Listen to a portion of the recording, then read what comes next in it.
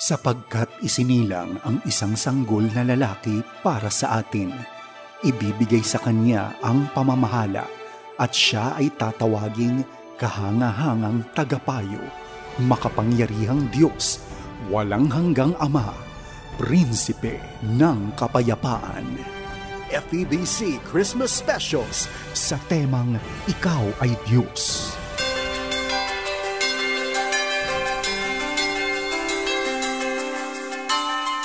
Magandang araw, kaagapay. Ako po si Lemon Rainier at ako, excited na tayo dahil 24 na ng Disyembre. Bisperas na ng Pasko.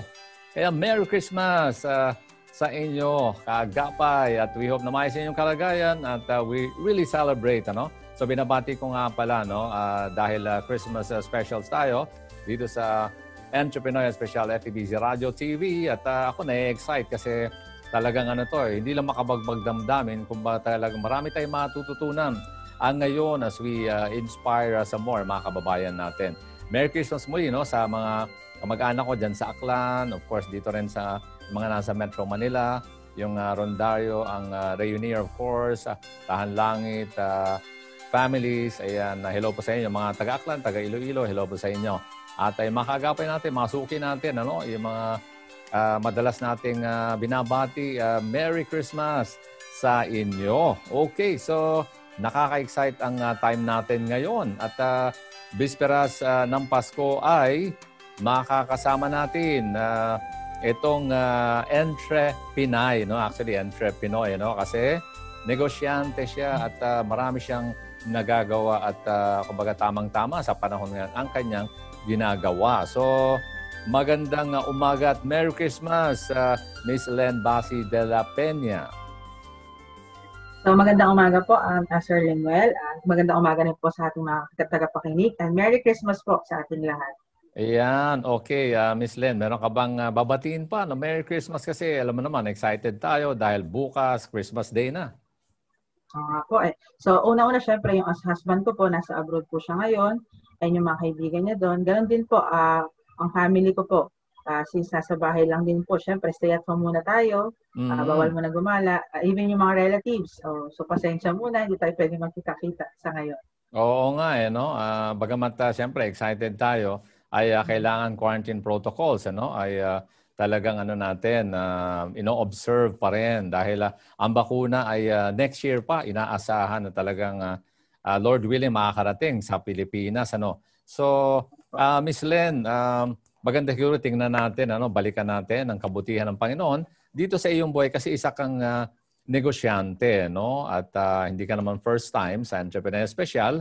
So, para sa familiarization ng mga kababayan natin, mga kaagapay natin na nakikinig, 702 DJS AM Band. Pwede rin sa Facebook Live, 702 DJS FEBC Radio. At hanapin lang Entrepreneur Special. At siyempre, meron tayong Christmas Specials nga. At ilang mga araw yan, talagang inilaan, pinaghihirapan natin ang paghandaan ng mga kasama sa 702 DJS FEBC Radio TV. Okay, pwede rin through internet radio, pwede rin sa YouTube.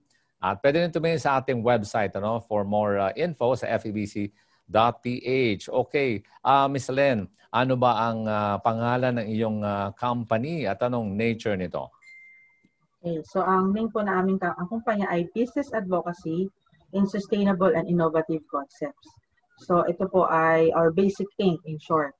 Ito po ay more of the consulting firm kung saan tumutulong po kami sa mga nagsisimula magnegosyo, may negosyo na gusto pang palawigin ang kanilang business sa pamamagitan ng consultation or training. Kami po ay tumutulong sa kanila at nagko-conduct kami. So nakikipag-partner kami kung ano po yung mga pangailangan. So yun po. Okay. And then, anong taon ba yan naumpisahan itong business na ito? 2016 po. Okay. So, 2016. Kamusta na ito ngayon? Ano ba ito? Kailangan ba marami mga empleyado? Actually, hindi po. Dahil nga, yun po yung kagandahan kapag ito ay nasa consulting firm, pwede po kayong mag-function ng mga work from home. As long as may internet kayo, meron kayong mga communication gadget, pwede kayong makapag-usap. Okay. So, ayos naman po siya so far. Ayan. Ang maganda siguro, bigyan mo sila ng a little more information sa iyo, dahil ikaw ba ay naging empleyado rin na Miss Len dati? Opo. Before po, nung nakilala ko po ang DCS, actually, ako po isang direktor ng isang organisasyon or NGO kung saan tumutulong po sila rin sa mga negosyante. So, nung kami po ay kumbaga kinakailangang lumisan sa kumpanyang yon, naisip ko bakit hindi kaya ako magtayo ng sarili kong advocacy. So, ito nga po. Kaya nga naging business advocacy siya kung saan ang advocacy ng grupo, yung aming kumpanya, ay tumulong din sa mga nagsisimula at yung mga medyo nagsastruggle ng mga negosyo. Although meron din kami mga hawak na kumpanya na magpatagal na existing. Pero ang priority namin is yung talaga mga startup kasi we want to be part of their history. Mga pag lumago sila, makikita nila nakasama nila yung basic aim sa kanilang paglago. So yun, pagtsatsagaan namin lahat, tutulungan namin sila kung paano itatago yung negosyo. So lahat po yun mula po sa kanilang layasan, yung mga ADMA permits nila, tumutulong kami. And at the same time, yung kanilang pag-startup, paggawa ng mga formal procedures, sistema, recruitment, HR, even the accounting system. Lahat ng yun po ay kasama. Okay, and then itong mga kaalaman na ito, no? Itong skills and knowledge mo, info, ay ito ay paano may inaral sa pagiging employed mo ba sa iba't ibang kumpanya o nag-aral ka formally? Ayun po. Actually, pinagsama ko po, since naging empleyado po ako sa murang edad pa lang, so at the age of 18, so marami na po ako tutunan in terms of operations. So yun po yung isa. And then pangalawa, malaking tulong din po nung napunta ako sa NGO kung saan minanage talaga yung mga iba't ibang negosyo, so matagal na naging consultant, noon ko nakita yung kahalagahan ng pagninegosyo. Although, by profession, sabi nga, psychology major ako. Nakatulong naman ito nang sa ganun ay matulungan ko yung mga tao sa pag-handle ng mga empleyado.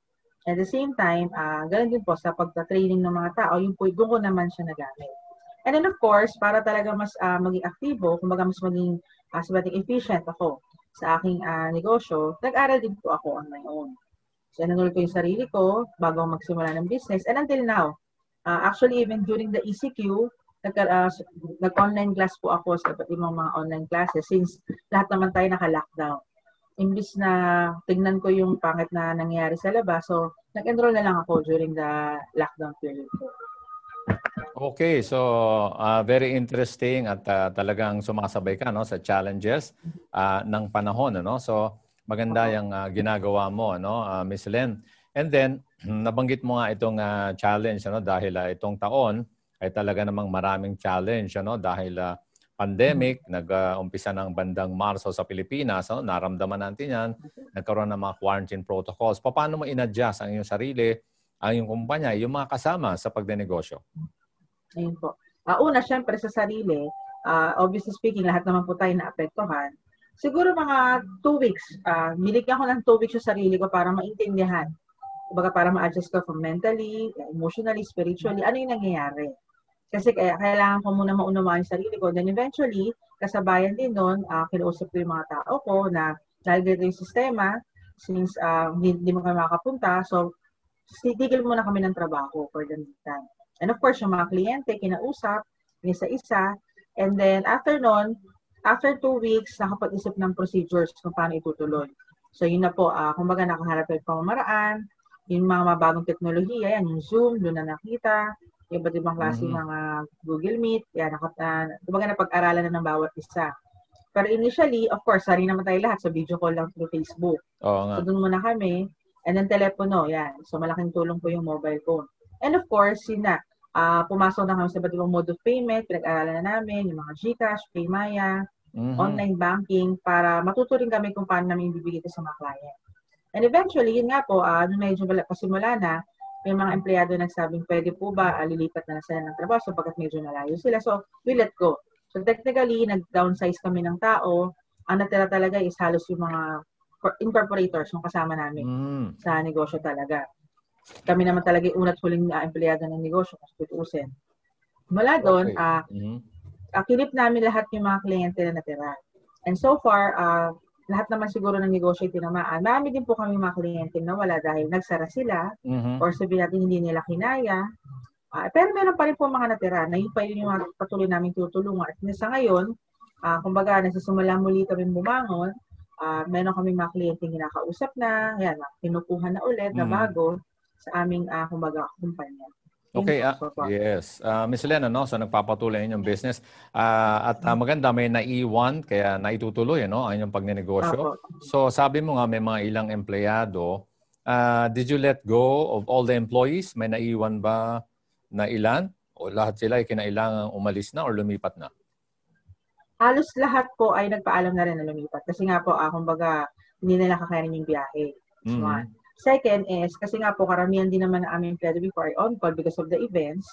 So, ang mga natira lang talaga sa amin, yung talagang incorporators, literal. And then, yung mga consultants, since on-call naman sila, so nandyan lang sila yung mga ibang consultants namin. Kapag kinailangan ng kliyente, nandyan sila, kukunin namin sila sa pool. Okay, Ms. Len, habang nangyayari itong adjustment ninyo, no? Anong tumatakbo sa isip ninyo na ito, siyempre, ayaw naman natin na mga empleyado aalis o hanggat maaari, we will not let go, pero kailangan. And then, ano tumatakbo sa isip niyo niyan? And then, siyempre, yung mga maasahan mo, yung incorporator, siyempre, subok na yan. So, sila ang nandyan. Pero, ano ang naiisip mo niyan? What was going through your mind nung panahon na yon? Siyempre, kumbaga, tutuusin, lahat naman tayo, iniisip ko talaga, hanggang kailan ito tatagal, and then, ano yung magiging plan B namin, plan C, kung sakasakali, is close ba yung kumpanya or what. So, syempre, napag-isip-isip namin, napagdaanan namin ng ilang taon eh. Bakit kailangan namin ihinto? Tama. Sabi naman, di ba, even sa Bible, lahat naman ng bagay may katapusan. So, kung may pandemic, may katapusan to. And we do believe na kailangan namin ipagpatuloy somehow. Yun nga lang, may mga kailangan mag-sacrifice. So, ginawa namin yung the best namin para mabigay yung during the pandemic sa kanila. And afterwards, nung nag-part ways, walang problema kasi on-call sila, willing naman silang tumulong kapag kinakailangan. Yun nga lang, syempre, panahon ng pandemya, we have to be practical. So, lahat kami, kumbaga, naging practical din. And eventually, ang ginawa namin ay, may contact pa rin kami sa kanila, kung tutuusin. Sa mabuti silang mga kalagayan. At the same time, yung incorporators naman, wala namang sama na loob sa mga umalis. Kasi alam naman namin na kailangan ng bawat isa, yung, kumbaga, kabuhayan sa panahon ito. Ang importante, sabi nga, di ba, gusto niyo nagsimula, yung pa rin yung nakatayo until the end para magpatuloy. Yes, okay. Napakaganda ng insights na yan at siyempre nagtutuloy-tuloy nga ang inyong business. Okay, so kayo ay siyempre nagpapatuloy sa adjustment at yung bang sabihin na natin revenue at saka yung number of mga transactions niyo, sabi niyo of course bumaba, pero mga anong time nitong taon na ito nagdahan-dahan na nanunumbalik yung lakas ng business niyo? Siguro masasabi ko, simula yung August, yung pumapasok. August and October. Kasi di ba doon lang po tayo nagkaroon ng MGCQ sa Metro Manila. So kahit pa paano kami nakakalabas na rin para makapag-usap sa kliyente. Kasi mahirap naman po lahat baga virtual gagawin. Yes. Hindi mo ma-assess yung lugar, hindi mo makikita yung estado ng kanilang negosyo. So kailangan namin sa lahat puntahan. And at the same time, initial meeting, pwedeng sa online, pero kapag talagang kailangan namin ng ayusin yung kanilang business, may isang pupunta po ron kahit paano. And of course, lalo na po yung sa liaison. Kasi kailangan talaga lumabas, although talagang matagal po, may sobrang delay talaga nangyayari. Hindi lang po sa iilan, kundi lahat ng transaksyon namin ay delayed. Kasi po karamihan ng mga government agencies nagsasara. 2 days, 3 days, minsan nga 1 week pa po naabutan namin yung ECQ. So talagang pahirapan po yung mga transaction mo. Okay, so doon sa sa physical setup ninyo, yung noon, 'di ba? Syempre, medyo may idea na kayo, marunong na kayo sa online transactions, inaaral niyo ng gusto. So, ano ba 'yan? Naglipat kayo ng opisina o nagkanya-kanya pa rin, same setup na sa mga bahay ninyo? Paano ang adjustment sa part na 'yon? Kasi blessing supposed to be talaga this year, nakaschedule kami ng lilipat na ng office. Baga nilipat na namin yung address. Kumbaga malapit na siya sa lugar ko, sa tahanan, sa bahay namin mismo para madali ko siyang ma-monitor. Kaya lang, ipapaayos sana yung office, nagkataon nag-pandemic. So bawal ang construction, bawal ang lahat. So nangyayari po, kanya-kanya kami ngayong setup sa bahay ng trabaho. Okay. For as long as meron kami internet, gadget. So bawat isa, na-required, kumbaga napilitan na kumuha ng internet connection. Kasi nga, kinakailangan na lahat kami mayroong connection para may communication. And yun nga po, yung mga files, kapag kinakailangan talaga, pinapadala namin through mga courier, mga lalamove yan, yung mga LBC. Kapag kailangan talaga within that day, so pinapa-motorcycle namin agad yon. So, ganun po yung nangyayari sa amin para at least gumagalaw pa rin kahit paano. Well, technically naman, lahat naman ng incorporators, lahat naman nagtatrabaho ngayon nasa Metro Manila lang din. So, at least pwede pa rin kami magkakausap-usap. Yun po yun. Okay, so yan. Siyempre, tuloy-tuloy ang business. Maraming natututunan. And then, doon sa yung pag-handle ng business, so siyempre, may mga nagbago ba na role sa inyo bilang incorporators o mga kasama dito sa business na ito? O nanatili ito at siyempre, you supported each other? So far, yung original namin na nakalagay sa bylaws namin, yung pa rin yung aming, kumbaga, roles, siyempre po. Pero, pagdating po doon sa functions namin sa loob ng business, nagbago na po. Kumbaga, meron na kaming multitask na nangyayari. So, kung dati ang trabaho lang is consultant lang siya, ngayon consultant/marketing na. Or iba naman, naging operations/ sales. So, halo-halo na po kami. Kumbaga, lahat ng kaya namin trabaho nangyayari na. Meron yung dating business development, naging liaison na rin kasi nawalan nga po kami ng mga empleyadong maglalakad. Yes. So, talagang kami, we need to sacrifice a little, but we believe naman at the end of the tunnel, meron din liwanag sa bawat isa. Okay, siyempre. Yan ang katotohanan. Hindi natin maitatago yan sa kayo hindi mga baguhan sa pagnenegosyo. So dahil nga new normal tayo, ang sinasabi ng ating pamahalaan at hindi natin namamalayan dahil patapos na ang taong 2020 ay siyempre salamat sa Lord. Biro mo, umaabot tayo, nagpapatuloy tayo. At bagamat ito na, literal na new normal na. Pero sa inyo ba, dahil medyo marunong na kayo sa online transactions, malaki ba ang adjustment o mga how much? By how much ang naging adjustment? I'm sure meron, at least kaunti. Sa part ninyo kasi sa nature ng business. Apo. Actually, pagdating po sa adjustment, yung kumbaga in terms of communication, yung kumbaga parang in terms of monetary, i-transform lang namin yung ginagastos namin before sa mga events dun sa pag-i-invest sa mga gadgets. Okay. So, para at least mas maayos po yung lahat ng mga transaction. Like before, ang laptop kasi namin only have the projector kapag kinakailangan ng presentation. So ngayon, no need for the projector, so nakatago na siya, even yung transportation. So what we did, kinumpleto namin. We had the headset na, yan, yung mga tatawag na ring light. So gumamit na lahat ng mga ganong klaseng mga investment para sa business. And even the internet connection. Kasi dati, data lang pwede ka na, mabuhay ka na. Tama. But now, kailangan talaga connection. And as much as possible, I'm requiring the team na more than one yung internet connection namin, especially ngayon nagbabagyo. Ibig sabihin, if you have a line, kuha ka pa rin isang prepaid na parang wifi para at least may backup ka in case na may problema kayo.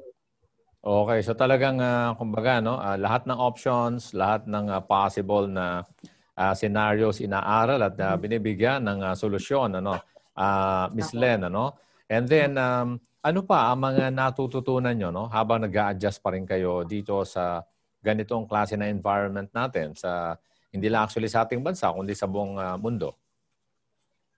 Isa na sa natutunan din namin, makikita mo talaga yung mga taong, kumbaga sabihin natin, mga kasama mo hanggang sa hirap.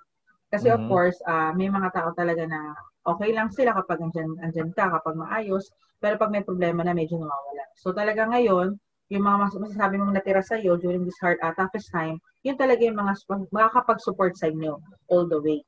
At ganoon din po, mas makikita mo yung yung potential mo, yung kakayanan mo. Na sabi nga, yung binigay sa atin ng Lord, may kanya-kaya tayong galing, pero mas lalabas pa siya in times of crisis. So, doon namin nakita. Kasi kung tutusin po, hindi naman kami millennials lahat nasa team. Karamihan sa amin, Gen Y na. Gen Z, pero Gen Y na talaga. Okay. So, hindi na kami ganun ka-technical before. Pero, yun nga, nagulat kami, nakapag-adjust naman kami somehow. At talaga, as hindi kami sanay. Meron kaming technical team na nasa millennial yung age nila. Sila yung gumagawa para sa amin. But somehow, I've realized na hindi. Kailangan natin pag-aralan to. Kasi this is the new normal na. And yun nga, blessing sa amin kasi we're able to adjust. Even ako personally, natututo ko sa lahat ng yan. Dati kasi takot ako sa mga online transactions. Mhm. So, mahilig lang ako mag-online shopping, pero hindi ako mahilig makapag-transact yung mga Oo nga, bangko, ah. yan. Mhm. Mm. Pero ngayon mukhang, At aral na 'no? Naaral na ng opo, gusto. Paano yung documentation aspect niya, yung mga resibo, mga documents? ayun po, still we can issue naman na document, pwede namang i-receipt yun. Or what we did is talaga yung physical receipt, we take a picture, and then kapag talagang kinakailangan, pinapa-courier na lang namin yung sa client. Pero for now, yun nga, kunyari may Mhm. transaction sila sa online, we can easily verify kung nakapag-deposit sila or what.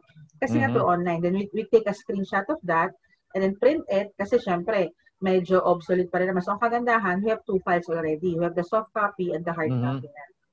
Okay, very interesting ano kasi nagiging mas organized, nagiging Opo. mas detalyado no ang paghawak niyo ng business. I'm sure mas matibay kayo ngayon kumpara before no dahil nasubukan niyo talaga 'yan ano. So, 'yan ang mahalagang paalala sa atin. Ngayon, ano ang mga plano naman ninyo? Dahil siyempre ilang tulog na lang tayo. Sabi nga nila ay 2021 na tayo no sa kalooban ng Panginoon. So let's enjoy this yung pagtatapos ng taon na ito and then syempre we look forward ano na may pag-asa at pananampalataya. So ano ang mga plano ninyo Miss Len ano together with your mga business partners and your mga current and possible customers or clients? Okay po. So of course, yung aming mga existing clients pa rin. So ang goal namin is mapalago sila. And since napansin namin na marami nag-open ng mga businesses, so one of our major targets this coming year is yung mga taong mag-open ng business to help them from the startup hanggang Yes. sa lumago. And then, of course, on my part naman kasi, I do the business development. So, I deal with different partnership sa iba't ibang companies. Partnership in the sense na, kasi ang goal namin, yung aming firm is to be a one-stop shop in the thing. Na all they need about business, all they need about life per se, could be actually offered to them through our company. So, I do mga iba't ibang partnership with different companies, mga small companies din. But at least we could also help one another and to strengthen our business in this, especially this time of pandemic. Okay. So maganda yan, mga plano. So palalakasin, paano gusto no, ang inyong Nga po. current business. And then, by how much more or less, ano, do you project? Meron ba kayong more or less estimate yung ilalakas pa ng business pag dumating na tayo sa 2021? Actually, in terms of figures, we haven't started yet. Pero yun nga, in terms of marketing, talagang i-intensify na namin yung sa online. Kasi nga before, may technical kami. So, namatay yung technical team. So, kami ngayon yung mag-intensify on our own. So, ibig sabihin, lahat ng social media, papasukin na namin. At the same time, yun nga po, we get rid of the flyers siguro. We will create yung mga online brochures. Kasi Okay. before, medyo avid fan kami ng mga flyers eh.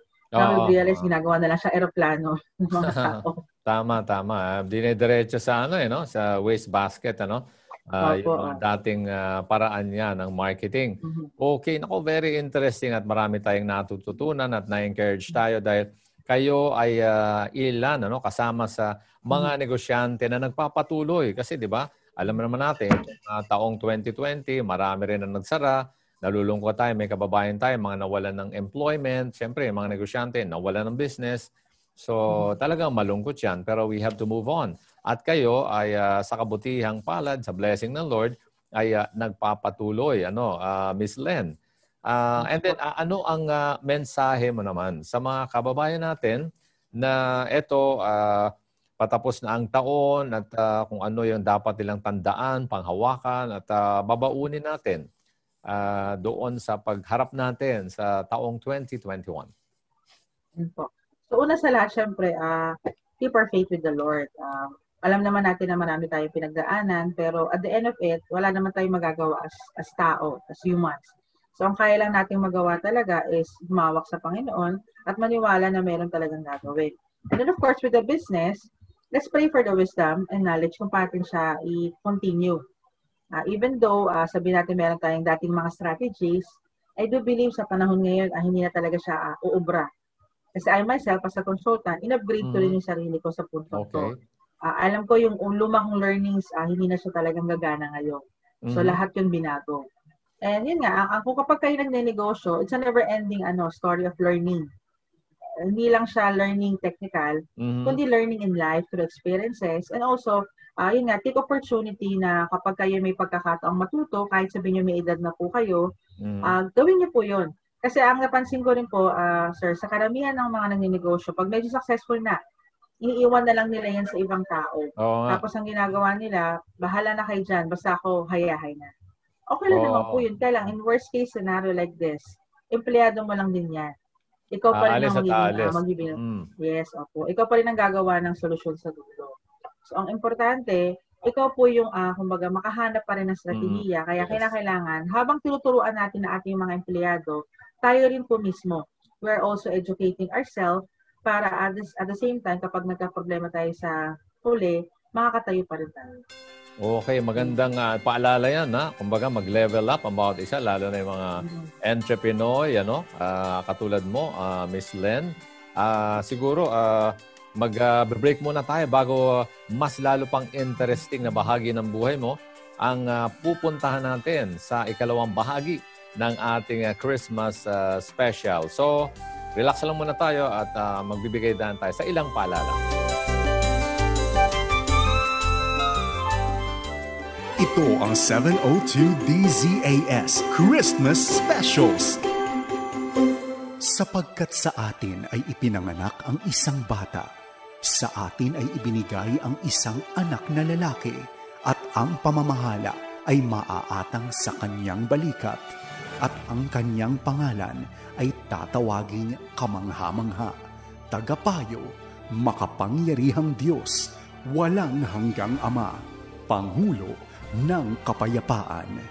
Ito ang iyong himpilang 702 DZAS Radyo TV, Agapay ng Sambayanan. Bumabati ng isang maligayang Pasko at manigong bagong taon. Ito ang 702 DZAS Christmas Specials.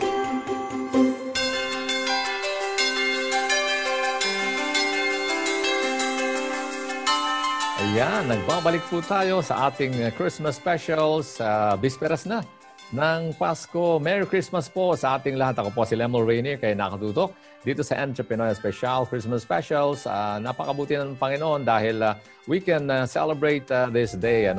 Actually, ilang oras na lang. Kung tutusin, naghahanda na ang bawat isa, bawat family in our own ways, in our own small ways. Nagsisikap tayo to at least have a celebration. Yung mga medyo kaya, siyempre, kung gusto natin to helping other people, wala namang pumipigil po sa atin yan. So, Merry Christmas muli doon sa mga kamag-anak ko, nasa Aklan, nasa Iloilo, yung mga nasa ibang bansa, at saka yung mga nasa Pilipinas.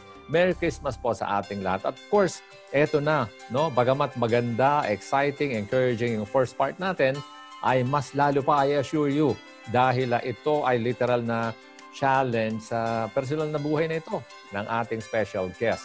At kasama pa rin natin ang entrepreneur, of course, entrepreneur, negosyante, at meron silang business advocacy na nagpapatuloy na mamayagpag sa tulong ng Panginoon. Balikan natin, ito naman medyo mas personal na ang kwentuhan natin, si Miss Len Basi de la Peña.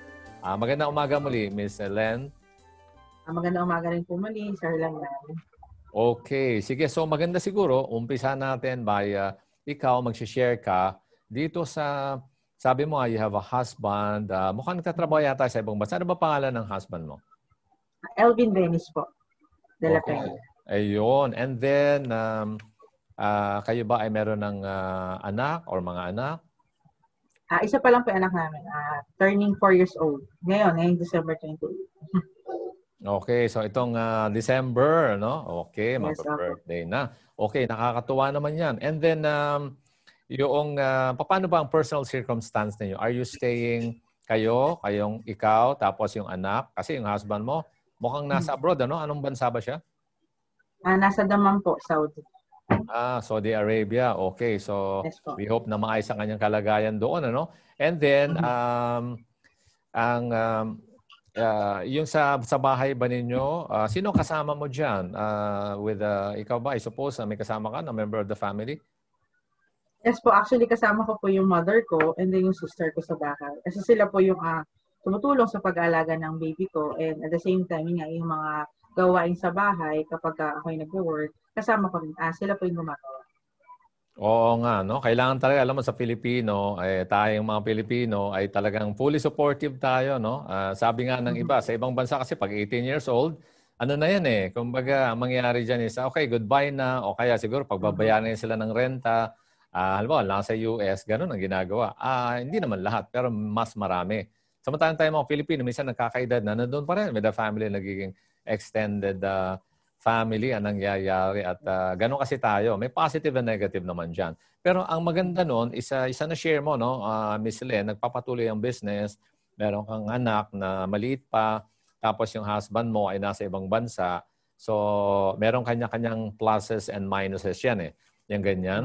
And then, sino ang mismong kasama mo sa inyong, yung kamag-anak mo or ka-family mo?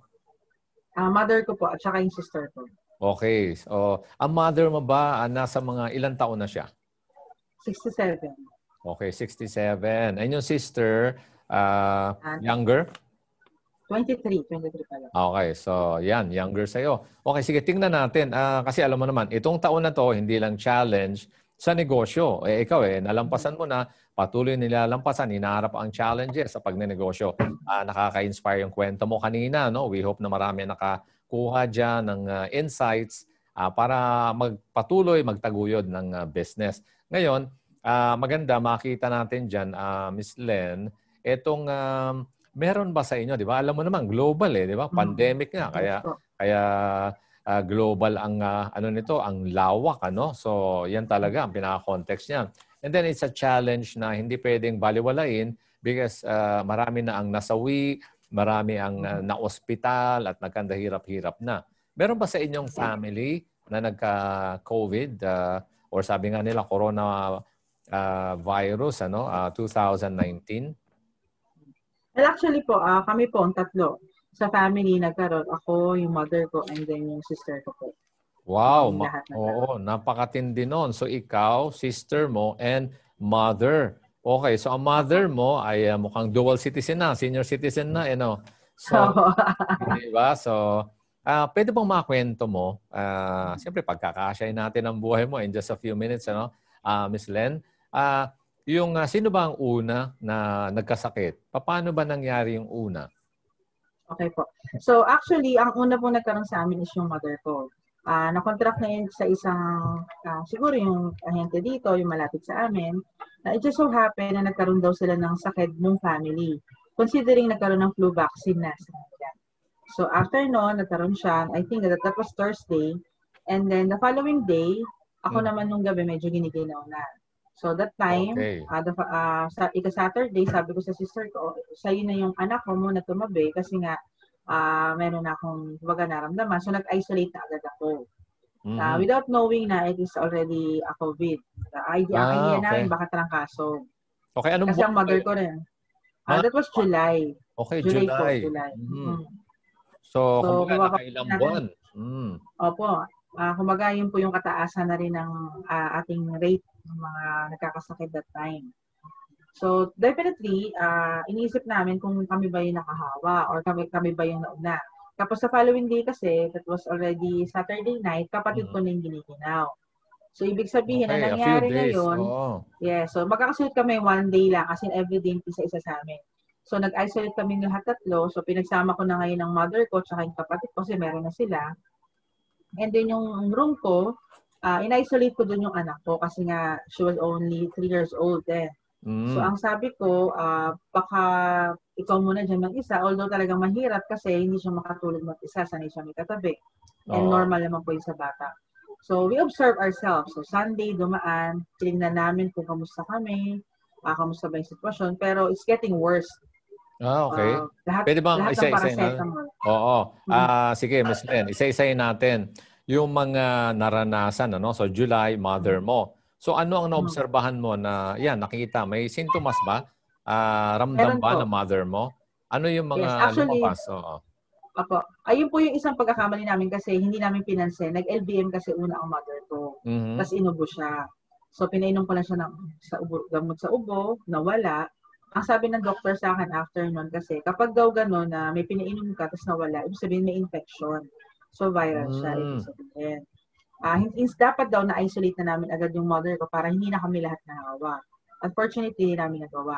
Then after nun, kasi nga siguro we are in denial that time na nakakontract na namin yung virus. On my part, yun nga, nilagnat ang mother ko. Nasa na 37.8 na siya. 38, yan, nagka-38 na siya minsan. Yung pinakamahirap na part nun, nasa akin kasi halos kompleto yung sintomas. Yung lagnat ko, biglaan agad 38. Imagine from 35 ako a day before, the following day 38 agad. So, nag-chilled. Sa history ko po kasi, hindi po ako ginawin ever since. Ang senyales na may problema sa katawan ko pag gininaw na ako. So imagine, electric fan, July, hindi pa naman po malamig at that time. Mainit pa yung panahon. Pero giniginaw na ako. So yun po yung naging senyales sa akin. Ubo, hindi gaano. Yung sore throat kasi hindi ko siya ma-validate that time kasi acidic din po ako. Okay. So, ibig sabihin, may problema sa lalamunan ko. Kaya lang po, ang naging nakita ko talaga noon, yung pananakit ng katawan, sobra. Yung dead pa yung nag-gym, dead pa yung trangkaso, pag samasamahin mo, ganun kabigat po yung katawan ko. To the point na kahit yung ulo nyo, masakit na halos gusto mo nang iuntog sa sakit. Sobrang sakit pala, no? Sobrang sakit, opo. Tapos pag-check ko ng temperature ko, akala ko normal sa labas. Pag-check ko, 40 degrees. Wow. Okay. So, gano'n na siya kataas. So, nag-40 ka na. Pero nung time na yan, nag-overlap ba kayo ng mga may sakit? Na siyempre, mother mo, kapatid mo, tapos ikaw. Yung sa kapatid mo pala, may mga sintomas ba na lumabas sa kapatid mo? Nauna po siya sa ubo naman. Ubo siya ng ubo. Tapos lagnat. Lagi pong may lagnat. Yun ang nauna talaga sa amin lagnat. Then after noon, yun nga po, pagkalagnat niya, nagkaroon siya ng konting LVM din. Ako naman, nasa isip ko noon, hindi ko siya ma-validate that time ng LVM kasi nga, inom na ako ng water. Pero ang sabi nga, that's already the cause, kasama na yon yung symptoms na nag-LVM ka. Then afterwards noon, pag naligo po kayo, masakit sa katawan. Yung parang tumutusok yung tubig sa balat. Which is hindi kami ganon. Kasi nga mahilig kaming maligo. Hindi naman namin kayang magpainit ng tubig kasi nga parang hindi namin kayang tumayo.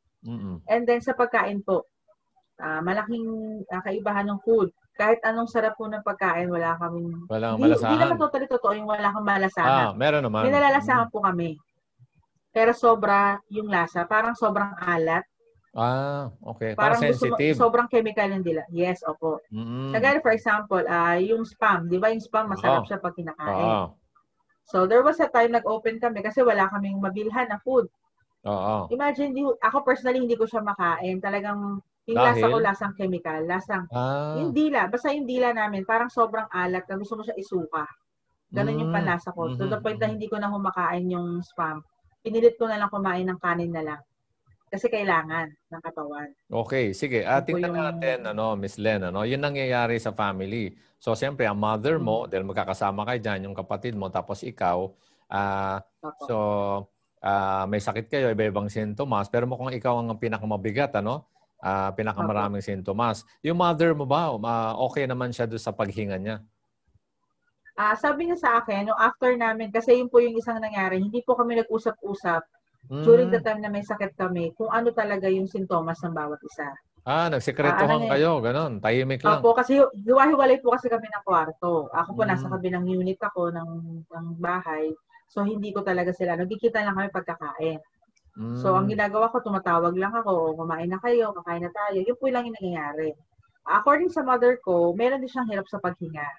Kaya lang yun nga, ayaw niyang sabihin sa amin kasi ayaw niyang mag-alala kami. Ganon din naman po yung sistema ng sister ko, even ako. So, lahat ng sintomas tinatago namin sa sarili namin. We just pray. Yun lang po yung magagawa namin.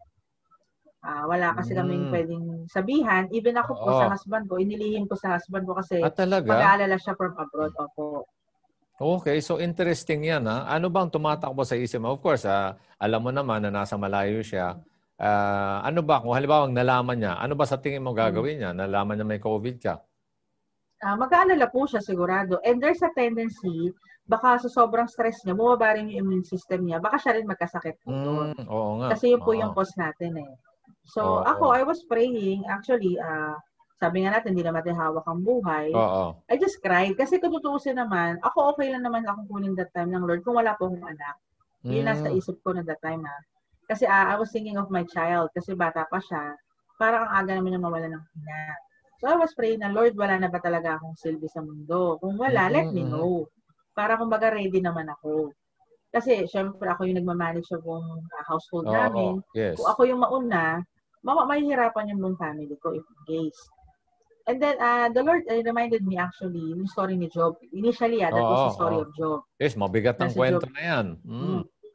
So, kasi parang nung time po na yun, may namatay din sa family namin. Sa family relative ko. May uncle. So, parang, sabi ko nga, when it rains, it pours. Sunod-sunod yung nangyari sa amin. Tapos, yun nga, yung anak ko, kailangan siyang kunin sa akin na isang church member, aming church, para po siya ma-isolate muna sa amin. So, alam mo yung feeling na ina ka, na nagkaroon ka ng separation anxiety sa anak mo, wala yung husband mo. So, lahat ng yun, halo-halo. It's a mixed emotion. And then, after nun, I cried talaga. Kumbaga, literally, I wept sa Lord. And then, gano'ng katagal yun? Miss Len, yung pag-iyak na actually, sa Panginoon. Umiyak ako nung parang almost ika-5th day na. Kasi yun na po yung turning point According sa doctor, yun din yung turning point na medyo mahihirapan ka na. Hindi na po yung nahirapan na akong huminga. Na medyo, pagka tumayo po ako, sabay-sabay wiwi na, suka. Saka yung hinga mo, dapat dahan. Opo, gano'n na po yung sitwasyon mo. So, sobrang hirap ka na. Alam mo, pupunta ka ng comfort room. Ano yun? Parang hilo ka na, hindi mo na makakaya? Nakakaya pa bang gawin mag-isa yun? Nakakaya ko po, pinipilit ko. Pero yun nga po, kailangan talaga full effort para makatayo ka. Kasi mahirap po talagang tumayo that time. And at the same time, ang nangyayari po nun is, pagtayo ko, susuka ka na rin. Yung suka mo, wala namang color yung plema, so puti lang. And then, pag sumuka ka, kailangan dahan-dahan kasi baka mapatirang ka ng hininga. Ganun yung pakiramdam. Grabe, no? Okay. Ay, paano yung pagkain pala? Siyempre, di ba? Walang maghahanda dahil lahat kayo ay may sakit. Apo. Ang blessing po nun kasi sa area namin, we live in a condominium, may mga group chat na nagpapadeliver lang. So, door-to-door yun. So, nagpapa-order po kami, deliveries, mga prutas. And then, some of my church members offered na sabi nila, baka may gusto kang pabili sa labas, o i-deliver namin. So, pinipick up namin sa baba, sa guardhouse. And then, yun, binabayaran namin sila. Tapos, yun, kahit pa paano. Kasi yung mga latter part, ang mother ko na unang gumaling. So, siya yung nakapagluto kahit pa paano. Okay. So, si mother mo na dual citizen, siya pa ang bumalik na sa good health. Oo, tapos nauna nagkasakit, naunang gumaling. Mamaya titingnan natin yung aspeto ng paano nag-transition, So yan, magandang balita, gumaling na yung mother. Kasi iniisip ko, nag-order kayo, di ba? Online, sa dadating doon sa lugar nyo. Siyempre, kukunin pa yun doon sa nag-deliver. So meron na kasing mas magaling, ang situation or condition, yung mother mo. So, kaya siya po yung mga babala. Oo, mga ilang araw from the time na nagkasakit siya totally na malakas na, gumaling na. Actually, hindi pa siya totally magaling. Kumbaga, nawala na lagnat kasi yun po yung senyales na okay na yung virus nawala. I think sa kanya po nawalan siya mga 8 days lang. Kasi nauna po siya sa akin sa amin kasi nag-persist. Ako po kasi binilangan ko, more or less nasa 10 days po talaga. So tama po yung sabi ng doktor na 10 days talaga ang ng virus sa katawan. Kaya ginagawa lang 14 days. 14 days po kina-quarantine para sure lang po. Kasi I remember on my 10th day, that was Sunday, supposed to be church day yun. So, hindi na ako nakapanood, nakapakinig lang ako ng service noon kasi talagang nakahiga na ako all throughout. When I check sa CR nung gabi, color purple na yung mata ko, tapos wala nang, color purple na yung bibig ko, then yung mata ko, puting-puti na. Apo. Sabi ng... Ano nararamdaman mo nung time na yun? Hirap na po talagang huminga. Tapos nahihilo ka na. Ang sabi kasi kulang na raw yung oxygen ko by that time. Paano ginawa mo? Kasi tumawag po ako sa doctor kasi mga 4 days pa lang kaming may lagnat. Sintinanong ko sa kanya kung pwede magpa-check up. I'm so blessed na yung doctor namin was used by God kasi sabi niya, huwag kang pupunta ng hospital. Kasi, delikado. Hindi niya sinabi yung word na COVID actually. That actually helps us. Ang sabi lang niya, you hydrate yourselves, you drink Pocari Sweat, Oresol. Araw-araw, oras-orasin niyo yan. Kung kailangan 2 liters a day uminom ka. Pero hindi ba Miss Len, parang nakatulong sana kung alam niyo yung sakit? Although nakakatakot yun, di ba? Yung reality. Pero para maseryosohin nyo yung instruction ng doktor? Well, actually, according sa my experience, and of course, as a psychology major, mas Mhm. nakatulong na hindi po nalaman. Kasi Talaga? ang COVID kasi ngayon is kapag sinabi may COVID ka, it add-ons dun sa ano mo yung sabi natin yung mental stress. Oo, Na kapag psychologist ka nga stress pala, ka, no? Mhm. opo. So pag mentally you're stressed, emotionally madadamay, and eventually physical mo magda-down. So kami, Mhm. we keep on thinking na malalang ano lang to, trangkaso. Lahat kaming tatlo nag-uusap kami, malalang trangkaso lang to, malalang trangkaso. Pero Mhm. deep inside, we know the fact na it is already COVID. Mhm. Pero kumbaga, So, dinideny nyo, no? Pero sumusunod kayo dun opo, sa naging instruction ng doktor. yes, opo. So, basta kailangan ng i-hydrate. So, talagang naalala ko noon, ang sama ng lasa ng mga inumin namin. Nalagyan ko ng Mhm. yelo para mainom ko siya. Mhm. One thing din, sabi nga mind over body, ma- hindi po ako makakain ng gusto. Nanonood muna ako ng mga mukbang, if you're familiar with mukbang. Mhm. Bago ko kumain, manonood muna ako nun para pagkakain, gumigana na po ako kumain. That's one. Okay, ano? Mhm. Okay? Ayun. So, ganun ang ginawa mo na para makausad, ano? Pero ako, Opo. curious doon sa yung sabi mo sa part ng buhay mo na yung bang, siyempre, talagang hirap ka ng huminga. And then, pero nakakausap mo pa online ang husband mo. Paano nangyari yan? Ano, tumagal ba yan ng ilang oras o isang araw? As far as I could remember, siguro mga yung 5 days na remaining, yun na po yung medyo hirap. Kasi pag umubo ka po, masakit na. So, Mhm. pipigilan mo yung ubo mo, Saan pero masakit at the yan? Sa same time, lalamunan? Sa lungs? sa lungs po, sa dibdib, damay-damay na po eh. Kaya yung Mhm. dito nyo po, medyo masakit yung medyo sa likod kasi ano po yung Okay. lungs eh. Oo. Kaya most of Tama. the time, nakahiga ka lang. Mm. Pag tumatayo ka, kailangan nakasandal po ako. Hindi ko kayang umuupo na walang sandalan. Mm. Mm. Yung pakiramdam ko. Okay, no? So, talaga And ibang yun po, puro klase. Mm. water lang siya. So, water lang. So, ibig sabihin, it is something na, anong na-realize mo dyan noong mga panahon na yan na it is something na talagang malalampasan kasi kayo tatlo, tapos ang mother mo ay senior citizen. Pero Opo. nalampasan ninyong tatlo. Would you say na hindi ito masyadong malala? Yung sa'yo, mukhang hindi simple na COVID dahil nahirapan ka huminga eh. Tapos halos all effort ka na Opo. pag nag-exert ng pagkilos, ano? So, sa iyo hindi simple. Yung mukhang yung sa kapatid mo, sa mother mo, mukhang ano ba ito? Mild lang ba ito? Sa tingin mo? At ano bang sabi ng doktor sa inyo? Well, actually, sabi ng doctor, unang-una sabi niya nga, nakita niya kami, congratulations, kasi natapos niyo siya Mhm. ng nalagpasan yung stage na yon. But of course, sabi niya nga, this is a serious matter. Sabi Yes. niya nga sa amin, makakaranas pa kayo ng konting hirap sa paghinga, especially ako on my part, until 3 months. So, hindi pa agad babalik sa normal. Kasi syempre, yung lungs daw natin, Mm. since nagkaroon ng virus, yung elasticity niya medyo naapektuhan. So, Okay. talagang kami, we make it sure na after namin gumaling, hindi po kami lumabas ng bahay for more than a month pa ulit. Para walang tinatawag na Ayun. relapse. Oo, oo.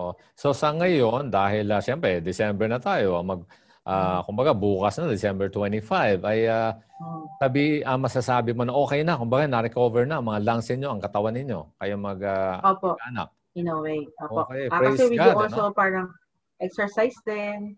Yun nga po, Mm. I hope na yun din yung, sa akin kasi nagkaroon din ng rhema, yung kung alam niyo po yung buhay ni King Hezekiah. Mm. Kasi that was the reason kung bakit, yun yung nilaban ko sa Lord. Nung remember the time na gustong kukunin na dapat siya ng Panginoon. And umiyak siya. Nasabi niya, Lord, hindi, ayoko pa. So, ganun din yung ginawa Mm. ko that time. So, I also asked God na, Mm. please, wag muna kasi maliit pa yung anak ko. But, kung talagang kalooban mo, let me know. Yun lang naman Mm. yun sa akin. So, I do Okay. believe, dahil this is already an extension for me, may reason ng Lord kung bakit ang ginawa yung sitwasyon ko. Okay, nung pinakahirap ka na sa punto na yan, ano ang pinag-pray mo, no? Tinatanong mo, di ba? Kanina sinishare mo na kung itutuloy pa ng Panginoon ang buhay mo, kung hindi naman ay nauunawaan mo, no? Siyempre, kaya lang naisip mo yung anak mong maliit pa. Sa mga listener and viewer natin, nakatuto kayo, bagamat everybody or karamihan sa mga kababayan natin, basically, nagsa-celebrate tayo dahil in our own simple ways, nagpapasalamat tayong lahat sa ating Panginoon. So anong gusto mong i-share sa listeners and viewers natin? Ano? Kasi gusto man natin patagalin ito dahil interesting, ako personally interested sa pagkilos ng Panginoon sa inyong buhay, sa inyong family. So ano masasabi mo sa mga kaagapay natin, Miss Len, doon sa halaga ng prayer at saka yung pangalawa siguro attitude towards itong COVID-19 na pandemic? In terms of prayer, yun nga po, I hope na lahat po na nakikinig ay huwag nating abusuhin, kumbaga, yung power ng prayer na kapag kailangan mo lang, doon ka lang mananalangin. Mm-hmm. Kasi para sa akin, nakatulong na bago pong mangyari itong pandemic na to, sanay na akong lumapit sa Panginoon. Kumbaga, alam ko na kung paano lumulog. So that's one. And of course, yung pananampalataya kasi hindi mo pwedeng ma-develop yung overnight. So kung ikaw, malakas ka ngayon, nakikinig ka, better, palaguin mo na. Baga, palakihin mo na yung muscles mo spiritually para in case na may dumating na ganito, hindi ka magagalit sa Panginoon. Bakit nangyari? Instead, ihingi ka ng karunungan para maunawaan mo bakit na inalaw itong sitwasyon ko. And I do believe, kung meron man sa atin na sabi natin mananampalataya o merong relasyon sa Panginoon na nagkaroon ng sakit, merong matinding dahilan ng Diyos bakit na hinayaan ito. More or less, gusto niya subukin lang kung hanggang kailan tayo kakapit sa Kanya.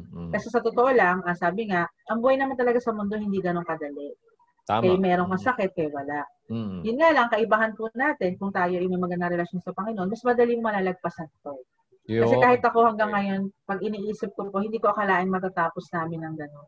Kasi ang COVID po talaga ay seryoso. Yes. Baka kasi akala nila joke lang ang COVID eh. Sa COVID, kahit sabihin po natin, kasi sabi ng doktor, pag nagkaroon ka na ng COVID, more or less, magkakaroon ka na ng immunity. Huwag niyo po abusuhin yun. Mag-practice pa rin tayo ng mga health protocol. And ganoon din po, maging mindful din po sana tayo sa mga taong nakapaligid sa atin. Kasi kami po personally, we became responsible during the time. Talaga in-isolate namin yung sarili namin. Hanggat maaari, hindi kami nakapag-usap kahit kanina. Okay, and then paano nyo, Miss Len, pinalakasan inyong katawan, nag-exercise at kumakain ng mas healthy na food. And then, bilang pangwakas natin. Siguro po yun nga po, one thing is, kung sakasakaling wala pa kayo, mag-vitamins din kayo, check nyo sa doctor kung anong vitamins yung maganda, and you keep hydrated. Para sa mga taong hindi mahilig sa inumin, sa tubig, sorry kasi yun po talaga ang panlaban ng immune system natin para lumakas. Ayun. Okay. Ayan ako, maraming salamat Miss Len Basi de la Peña. Thank you so much sa inyong sharing of your business experiences and insights at saka literal na pasasalamat sa Panginoon dahil biro nyo, 3 kayo, literal na COVID, actual, ikaw medyo malala, pero the Lord is good, talagang I praise God sa inyong buhay, naway marami kayong ma-inspire, At meron ba kayong, bago tayo magpaalam pansamantala, Miss Len, may babatiin pa ba kayo? May naalala kayong babatiin ngayong bisperas na ng Kapaskuhan?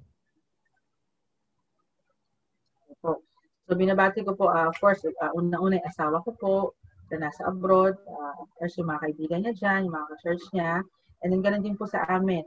Binabati ko po yung mga kamag-anak namin from different places, Marikina, Merino Paliches, na patuloy nga po na nakikinig dito. Ganun din po sa aming mga kaibigan na hindi kami pwede magkita-kita sa panahon ngayon. I hope na manatili kayong malakas sa pangangatawan. Yan. Maraming salamat at pagpalain pa kayo ng ating Panginoon Miss Len Basi de la Peña. God bless po. Merry Christmas. God bless po. Merry Christmas po. Yes. Thank you. Okay. Ayan. At very inspiring ang naging time natin with Miss Len Basi de la Peña. Thank you so much sa kanyang buhay. Salamat sa Panginoon dahil na-challenge ang business nila. Itong business advocacy sa taong 2020. Ayan, at dahil nag-adjust sila, nag-pray sila, at kumilos ng tama, nag-decide at ginawa, yung kanilang mga nakitang kailangan gawin, ay nagpapatuloy sila. At actually, mas matindi pang challenge yan. Kung mga nakatuto kayo kanina, ay itong buhay nga nila na literal na, hindi lang isa, take note, hindi lang 2, kundi 3 sa kanilang family ang nagka-COVID ngayong taon. At sabihin na natin, yung mother pa ay senior citizen. Salamat talaga sa Panginoon kung bakit 3 buhay ang in-spare niya. Okay? So, ganyan kasi ang paalala ng Panginoon sa atin. Sa umento nga, paalala natin na sa John 3:16, ano? For God so loved the world that He gave His only begotten Son, that whoever believes in Him will not perish but have eternal life. Alam naman natin na kaagapay, ito ay bilang patunay, no, na ang Diyos ay tunay na nagmamahal sa atin. Alam mo yan, kaagapay, na dahil ito ay hindi lang sinabi. Alam nyo, anybody can just talk and say things. Pero ang Diyos natin ay sinabi na yan at in fact, ginawa na niya yan. Ang maganda dyan is because of that reality ay binigyan niya tayo ng pagkakataon. Ano? Sobrang mahal niya kasi tayo, nakasama sa kanyang creation dahil kinreate na tayo na sa kanyang wangis. Meron tayong katawang physical at meron tayong kaluluwa. Dahil halimbawa, ang mga animals ay wala naman silang kaluluwa. So, unique talaga. Very special ang pagkagawa sa atin ng ating Panginoon. At pinapakita niya na talagang mahal niya tayo. Sabi nga, for God so loved the world. So, kasama tayo dyan.